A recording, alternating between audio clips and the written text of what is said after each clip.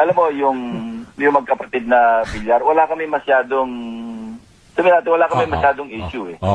Sabihin natin si Senator Pia, wala kami masyadong issue. Kaya sentimiento namin, and I think I share, or my colleagues in the former majority na nasa minority ngayon, sinishare na yung sentiment ko na medyo mabigat lang sa dibdib namin na si Senator Loren na talagang original na kasama namin mula sa pool. Kaya nga Nabulaga kami kasi alam mo, ako I admire Senator JB, Senator Sherwin. Noong kami nakabuo ng 15, hindi sila agad-agad nagpirma. Pumunta sila kay Senate President Cheese, no? Noong untenable na yung sitwasyon, nagpaalam sila na maayos. Sinabi lang dahilan nila kung bakit lilipat sila.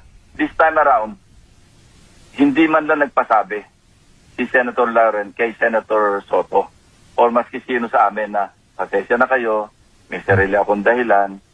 Yun lang masakit sa amin. So ganyan din ang sentimiento, I'm sure, ni former Senate President si Tito Sen.